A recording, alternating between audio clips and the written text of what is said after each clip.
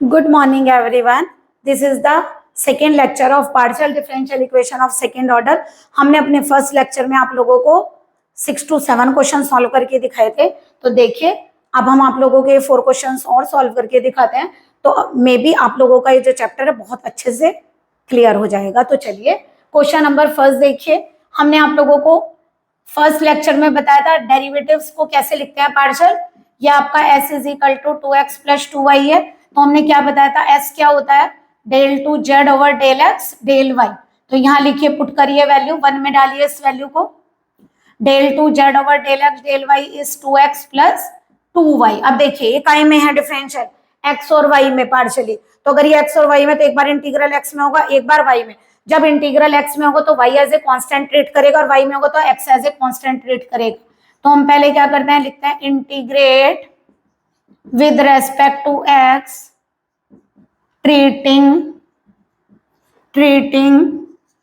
y as constant. तो हम y को एज ए कांस्टेंट ट्रीट करते हैं. तो देखिए कैसे होगा.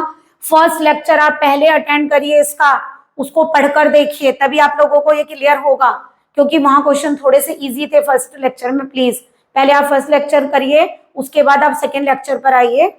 नेक्स्ट देखिए क्या हो जाएगा, del z over del y, क्योंकि एंटी डेरिवेटिव होता है ना इंटीग्रल, तो यानी del z upon del y बचेगा जब हम एक्स में इंटीग्रेट करेंगे डिफरेंशियल को.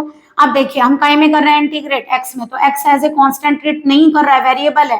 तो एक्स का होगा x square by 2, but why constant की तरह ट्रीट करेगा 2y. तो dx का क्या हो जाएगा इंटीग्रल x. 2y कांस्टेंट है, इंटीग्रल करेंगे तो dx का क्या होगा x. अब देखिए आप जो कांस्टेंट ऐड करते थे, अब c1 c2 integration constant add करते थे, बट पार्शियल में हम क्या करते हैं, जिसको आप कांस्टेंट की तरह ट्रीट कराते हो उसी को फंक्शन बनाकर लिख देते हैं. क्योंकि अगर y कांस्टेंट है तो आप फिर कोई भी फंक्शन ले लो, sin y cos y की power y log y y cube, कुछ भी, वो भी एक कांस्टेंट की तरह ही ट्रीट करेगा. तो आप लोगों का ये आ गया del z over del y, 2 से 2 कैंसिल. अब इसका काय में करेंगे integrate with respect to y treating x as constant, यानी कि x को कांस्टेंट की तरह ट्रीट कराइए. तो z क्या हो जाएगा, अगर हम यहाँ पे x ट्रीट करा रहे हैं कांस्टेंट की तरह, तो देखिए x स्क्वायर का नहीं होगा, dy का क्या होगा y. अब देखिए 2x का नहीं होगा, एज ए कांस्टेंट ट्रीट करेगा तो y का क्या होगा y स्क्वायर बाई 2. अब देखिए 5y का हो जाएगा 5y dy, और कांस्टेंट क्या लिया है आपने x, तो कांस्टेंट ऐड होगा यहाँ साई x. तो आपका z आ जाएगा x square y x y square 5y dy का मान लीजिए fy आ जाएगा, यानी कि आएगा तो कोई भी फंक्शन y का ही इंटीग्रल करने के बाद. बट हमें 5y का पता नहीं वो फंक्शन क्या है, इसलिए हमने जनरल वैल्यू दे दी fy, यानी इंटीग्रल करके y का ही फंक्शन आएगा. ये सॉल्यूशन है आपका इस क्वेश्चन का. देखिए सॉल्यूशन 2 का देखिए, ये है आपका x r equal to n minus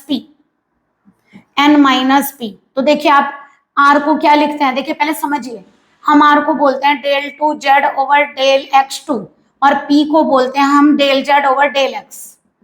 तो क्या हम इसे ऐसे लिख सकते हैं, del over del x del z over del x. तो देखिए ये p बन जाएगा, तो ये आपका आएगा del p over del x. तो अगर हम ये वैल्यूज पुट करें, कहाँ लिखेंगे ये वैल्यूज को, पुट इन इक्वेशन 1 में. ये वैल्यूज पुट करिए, x क्या हो जाएगा del p over del x equal to n minus 1, और ये आ गया p. ठीक है, तो देखिए ये कैसे ट्रीट करेगा आप लोगों का. एक तरीके से वेरिएबल सेपरेबल के रूप में भी आप इसको ले सकते हैं, और इंटीग्रेटिंग फैक्टर के रूप में भी ले सकते हैं. देखिए लीनियर भी बन जाएगी, del p upon del x is equal to n minus 1 upon x p.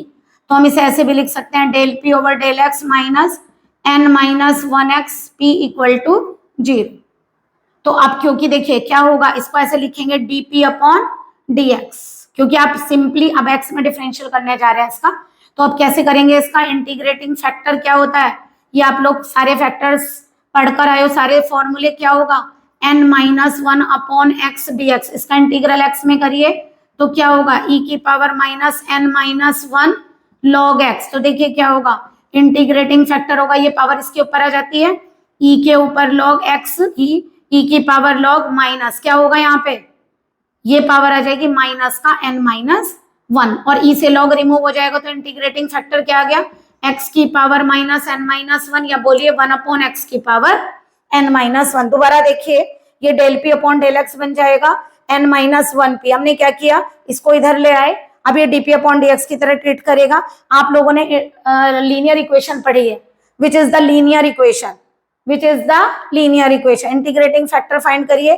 क्या करते हैं, ये जो p के साथ में लिखा है इसका इंटीग्रल काहे में करते हैं, जो आपका डिनोमिनेटर में क्या है x, तो x में इंटीग्रल करिए, 1 अपॉन x का log x हो जाएगा, पावर यहाँ आ जाती है x के ऊपर, e से log को रिमूव करिए तो क्या होगा, x की पावर माइनस n माइनस 1, और ये माइनस में तो पावर हमने नीचे ले ली। बताइए अब इसका सॉल्यूशन कैसे लेते हैं हम लोग। सॉल्यूशन होता है क्या, ऊपर आपकी वैल्यू p इंटू क्या होगा, इंटीग्रेटिंग फैक्टर 1 अपॉन x की power n minus 1 equal to क्या लेते हैं, q इंटू इंटीग्रेटिंग फैक्टर, तो q into integrating factor dx plus, अब यहाँ कांस्टेंट लेंगे, ठीक है। अब आप इंटीग्रल काहे में कर रहे हैं, x में, तो y as a constant treat करेगा, तो यहाँ लिखिए साई y क्या होगा, p अपॉन x की power n minus 1 equal to, तो जीरो ही है, साई y, तो p कितना हो गया यहाँ से, x की power n minus 1 psi y, ठीक है। इसे आप पार्शियल में ही रहने दीजिए, चाहे अगर आपको प्रॉब्लम नहीं होगी, तो ये क्या होगा p इक्वल टू x की power n minus 1 psi y, p को क्या बोलते हैं, del z over del x, यानी कि अब आप लोगों को z फाइंड करने के लिए इंटीग्रल काहे में करना है, x में, तो क्या लिखेंगे, integrate with respect to x treating y as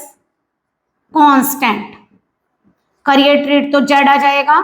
अब क्या होगा, x में कर रहे हैं तो x की power n minus 1 plus 1 upon n minus 1 plus 1, और आप किसे मान रहे हैं, y को कांस्टेंट मान रहे हैं, तो यहाँ ले लीजिए, मान लीजिए पहले 5y ले लीजिए, आप लोग आज तक पहली बार में 5 लेकर आए तो 5 ले लीजिए, कोई प्रॉब्लम नहीं है, वैसे कोई भी फंक्शन ले सकते हैं, नो प्रॉब्लम।